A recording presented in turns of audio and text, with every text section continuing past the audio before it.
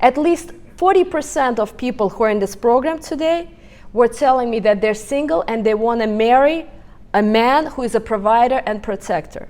And I will tell you, the key to finding a man who is a provider and protector is to learn how to respect older. That men are authority. Their hierarchy, here's God, here's guru, then there's men, and then there's women. And then there's kids and cats and dogs. We live in a society where we feel like we're equal.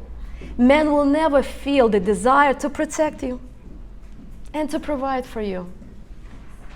Because we feel that I deserve better. And now I want you to be with me in a conversation because we're moving into a much deeper conversation that might be confronting for you. Because every man wants a woman to submit and surrender to him. Isn't that true? Yes. Thank you. And every woman is emotional and uncontrollable with her emotions. And she wants a relationship, connection to go the way she wants to. That's how a woman is selfish in a relationship, and that's how a man is selfish. But this is our nature.